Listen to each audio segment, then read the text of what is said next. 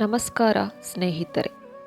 ಅವರು ನಿಮ್ಮನ್ನು ಗೌರವಿಸಿದರೆ ನೀವು ಗೌರವಿಸಿ, ಅವರು ನಿಮ್ಮನ್ನು ಅಗೌರವಿಸಿದರೆ ಆಗಲೂ ಕೂಡ ನೀವು ಅವರನ್ನು ಗೌರವಿಸಿ.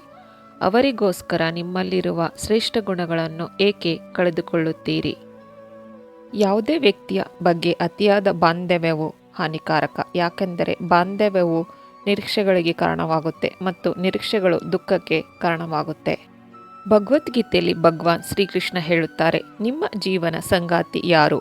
ಅಪ್ಪ, ಅಮ್ಮ, ಹೆಂಡತಿ, ಮಗ, ಗಂಡ, ಸ್ನೇಹಿತರು? ಇಲ್ಲವೇ ಇಲ್ಲ. ನಿಮ್ಮ ಜೀವನದ ನಿಜವಾದ ಸಂಗಾತಿ ನಿಮ್ಮ ದೇಹ. ನಿಮ್ಮ ದೇಹವು ಪ್ರತಿಕ್ರಿಯಿಸುವುದನ್ನು ನಿಲ್ಲಿಸಿದರೆ ಯಾರೂ ನಿಮ್ಮೊಂದಿಗೆ ಇರಲ್ಲ. ಕೊಟ್ಟು ನೋಡುತ್ತಾನೆ, ಕಿತ್ತುಕೊಂಡು ನೋಡುತ್ತಾನೆ, ಅರಿತು ಬಾಳಲೆಂದು ಬಿಡಿಸಿಯೂ ನೋಡುತ್ತಾನೆ. ನಮಗೆ ಗೊತ್ತಿಲ್ಲದಂತೆ ಅವನು ಮತ್ತೆ ಕೈ ಹಿಡಿದು ಎತ್ತುತ್ತಾನೆ.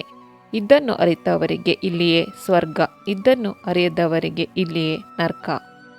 ಹುಟ್ಟಿದವನು ಸಾಯಲೇಬೇಕು ಮತ್ತು ಮರಣದ ನಂತರ ಖಂಡಿತವಾಗಿಯೂ ಮತ್ತೆ ಹುಟ್ಟುತ್ತಾನೆ. ಆದುದರಿಂದ ಅನಿವಾರ್ಯವಾದ ನಿನ್ನ ಕರ್ತವ್ಯ ಪಾಲನೆಯಲ್ಲಿ ನೀನು ಶೋಕಿಸಬಾರದು. ಭೂಮಿಯಲ್ಲಿ ಬಿತ್ತಿದ ಬೀಜ ಹೇಗೆ ತಕ್ಷಣಕ್ಕೆ ಫಲ ಕೊಡುವುದಿಲ್ಲವೋ ಹಾಗೆಯೇ ಅಧರ್ಮ ಮಾಡಿದ ತಕ್ಷಣ ಕೆಟ್ಟ ಫಲ ಸಿಗೋದಿಲ್ಲ. ಪಾಪದ ಕೊಡ ತುಂಬುತ್ತಾ ಹೋದಂತೆ ಒಮ್ಮೆಲೆ ಬುಡ ಸಮೇತ ಕಿತ್ತು ಹಾಕುತ್ತದೆ. ಕೃಷ್ಣ, ನಿನ್ನಲ್ಲಿ ಒಂದು ಪ್ರಾರ್ಥನೆ. ನಿನ್ನ ಬಂಧನದ ಹೊರತಾಗಿ ಬೇರೆ ಯಾವ ಬಂಧನವೂ ಬೇಡ. ಪ್ರತಿ ಜನ್ಮದಲ್ಲೂ ನಿನ್ನಂಥ ಬಂಧುವಿರಲಿ, ಇಲ್ಲವೇ ಬೇರೆ ಜನ್ಮವೇ ಬೇಡ. ಧರ್ಮದ ದಾರಿಯಲ್ಲಿ ಹೋಗು. ನೀನು ನಡೆಯುವಾಗ ಎಡವಿ ಪಾತಾಳಕ್ಕೆ ಬಿದ್ದರೂ ನಿನ್ನನ್ನು ಮೇಲೆತ್ತಲು ನಾನು ಬಂದೇ ಬರುತ್ತೇನೆ. ಅಗತ್ಯವಿದ್ದಾಗ ಮಾತ್ರ ನೆನಪಿಸಿಕೊಳ್ಳುವುದು ಮಾನವನ ಸಹಜ ಗುಣ. ಅದಕ್ಕಾಗಿ ಬೇಸರ ಬೇಡ. ಕತ್ತಲು ಆವರಿಸಿದಾಗ ಮಾತ್ರವೇ ನಮಗೆ ಮೇಣದ ಬತ್ತಿ ಬೇಕಾಗುತ್ತದೆ ಹಾಗೂ ಅದರ ನೆನಪಾಗುತ್ತೆ. ನಿನ್ನ ವಿಧಿಗೆ ನೀನೇ ಹೊಣೆ. ಮನುಷ್ಯ ತನ್ನ ವಿಧಿಯನ್ನು ತಾನೇ ಬರೆದುಕೊಳ್ಳುತ್ತಾನೆ. ಯಾರು ಹೇಗೆ ಯಾವ ರೀತಿಯ ಕರ್ಮಗಳನ್ನು ಮಾಡುತ್ತಾರೋ ಆ ವಿಧಿಯು ಆ ರೀತಿ ರೂಪುಗೊಳ್ಳುತ್ತದೆ.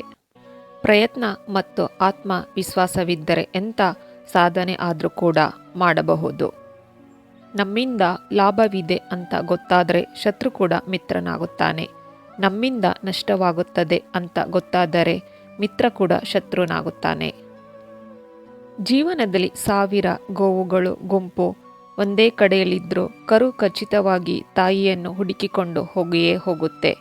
ಅದೇ ವಿಧವಾಗಿ ಒಳ್ಳೆಯದು, ಕೆಟ್ಟದ್ದು, ಪಾಪ, ಪುಣ್ಯ, ನಾವು ಮಾಡುವ ಕರ್ಮಫಲಗಳು ಕೂಡ ನಮ್ಮನ್ನು ಹುಡುಕಿಕೊಂಡು ಬರುತ್ತೆ. ಆತ್ಮಬಲ ಬದುಕಿನ ಸವಾಲುಗಳನ್ನು ಎದುರಿಸಲು ಆತ್ಮಬಲ ಬೇಕು. ಆತ್ಮಬಲವನ್ನು ಹೆಚ್ಚಿಸಿಕೊಳ್ಳಲು ಪರಮಾತ್ಮನ ಕೃಪೆ ಬೇಕು. ಪರಮಾತ್ಮನ ಕೃಪೆ ಪಡೆಯಲು ನಿರಂತರವಾಗಿ ಅವನ ನಾಮಸ್ಮರಣೆ ಮಾಡುತ್ತಿರಬೇಕು.